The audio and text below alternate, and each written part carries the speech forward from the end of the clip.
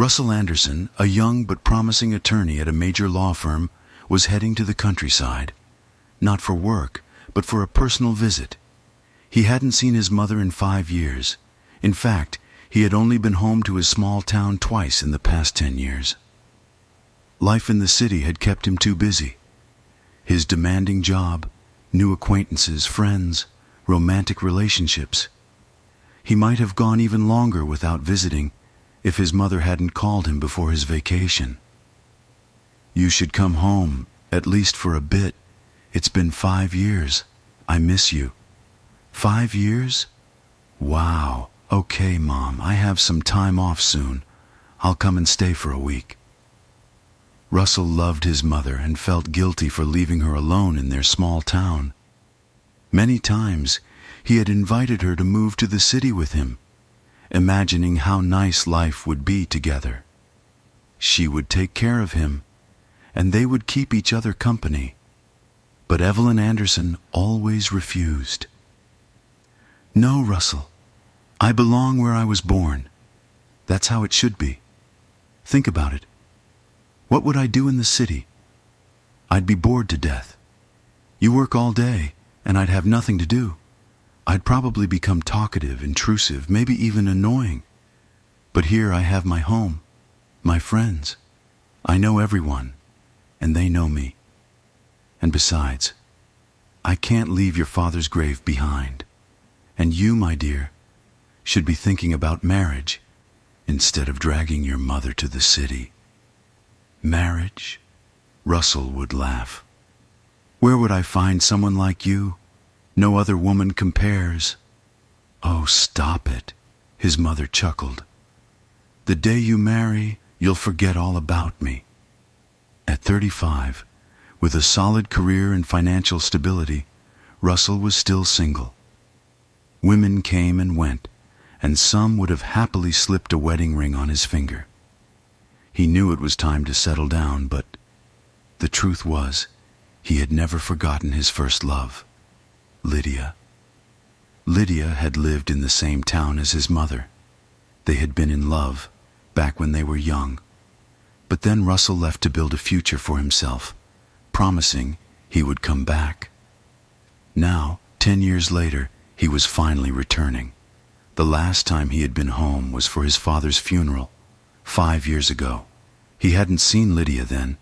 He had been too overwhelmed by grief and too focused on his mother, making sure she would be okay. He had stayed until the 9th day after the funeral, then returned to his life in the city, unable to abandon everything he had worked for. Why had he left Lydia back then? He still remembered her with tenderness, not regret or bitterness.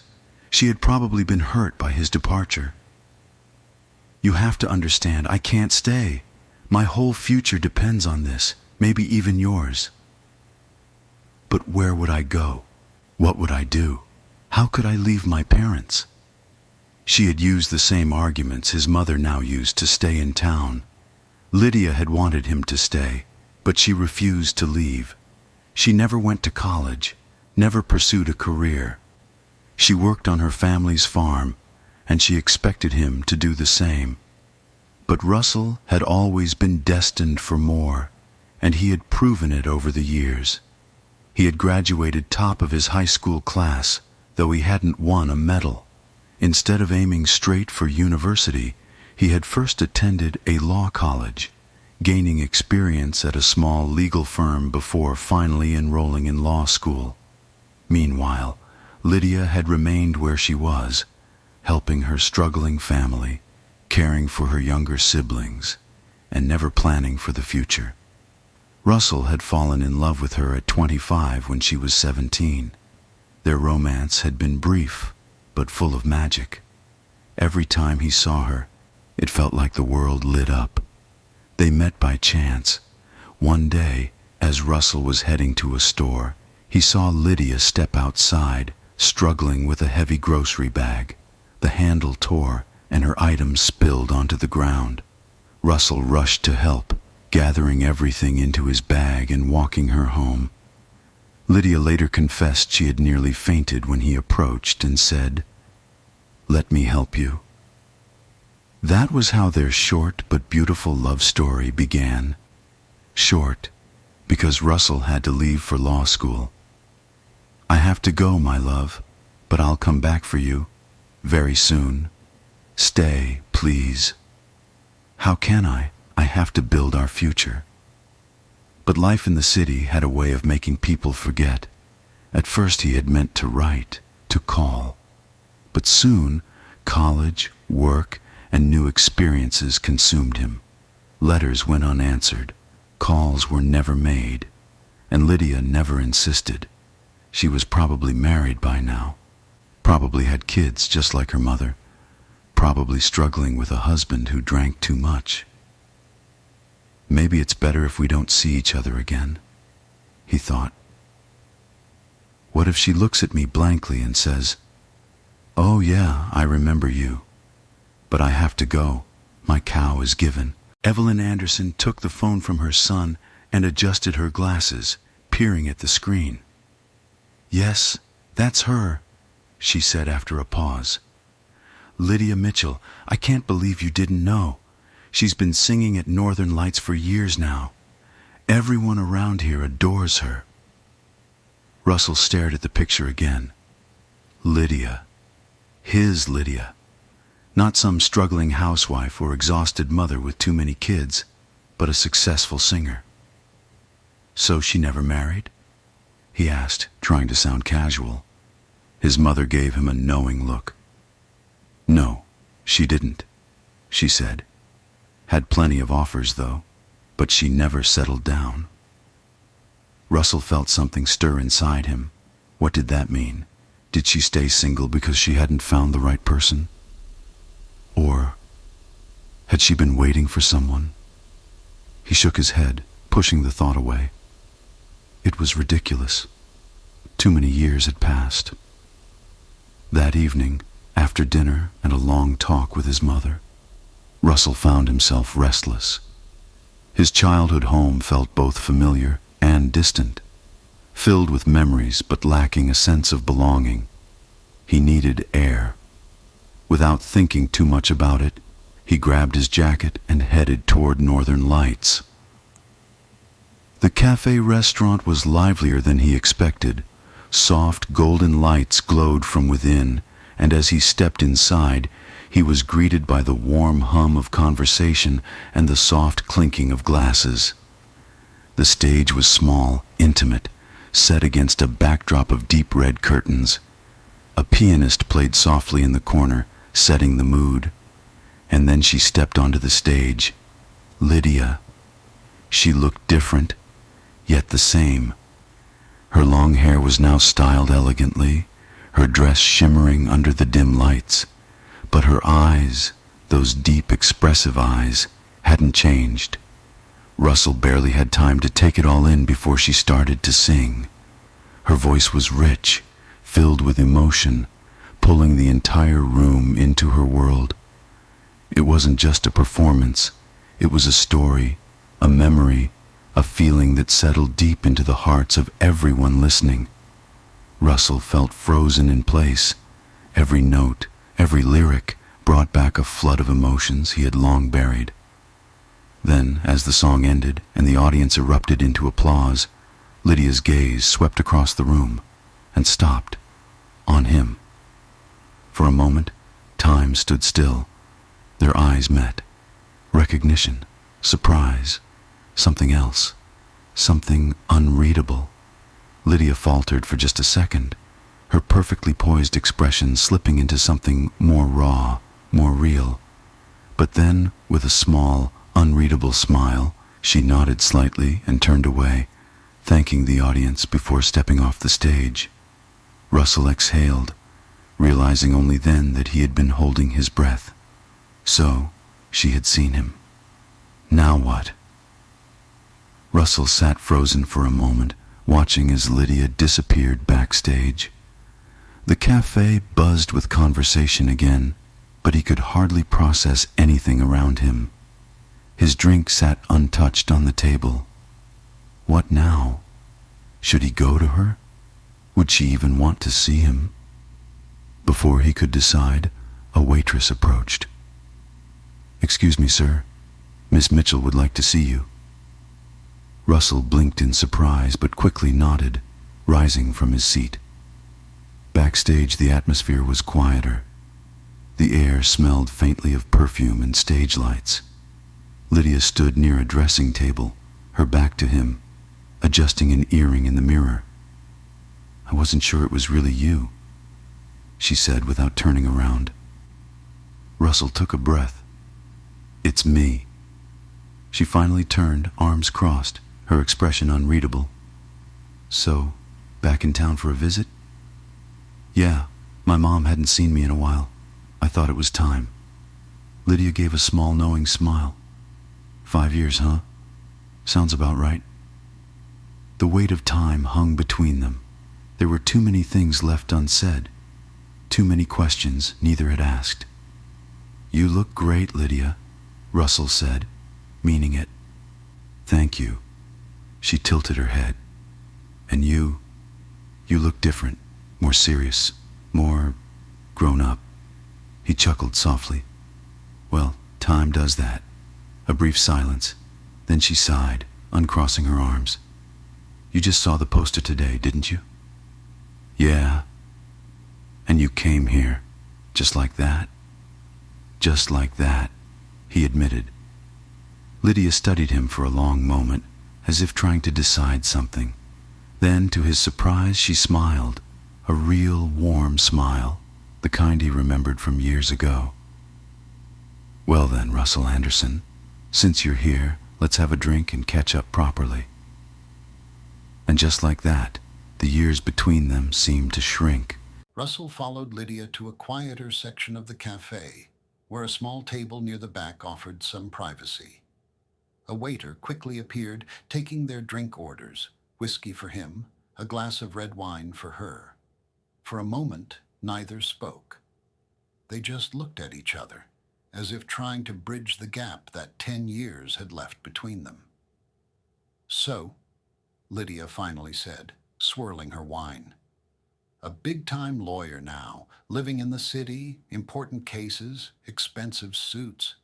That's what you always wanted, right?" Russell smirked.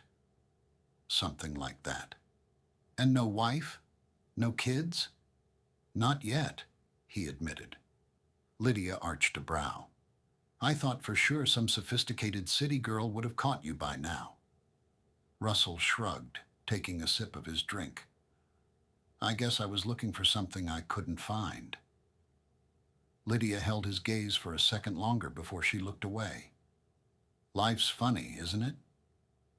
"Yeah." A beat of silence. Then he asked, "What about you? I never imagined you'd become a singer." She laughed softly. "Neither did I. But life doesn't always go the way we plan, does it?" "No, it doesn't." Lydia exhaled, as if debating something, then leaned slightly forward. "You want to know why I stayed here, don't you?" Russell hesitated, but then nodded. She smiled, a little sad, but also a little amused. "You always thought I was holding you back, that I was afraid to leave, that I didn't want to sacrifice anything." Russell opened his mouth to protest, but she stopped him with a look. "It wasn't fear, Russell. It was choice.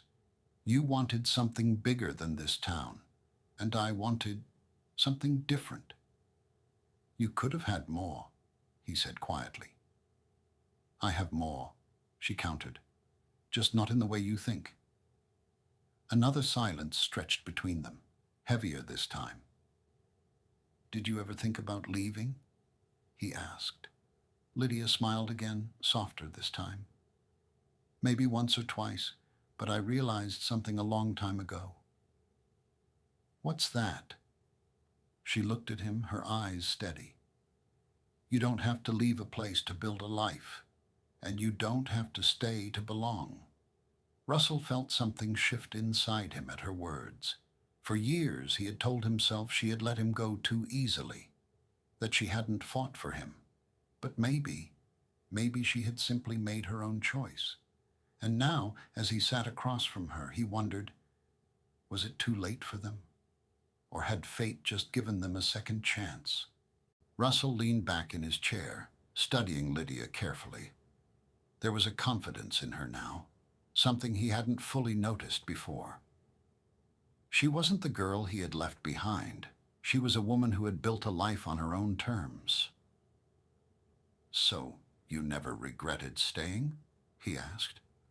Lydia smiled, but there was something unreadable in her expression. "Regret is a funny thing.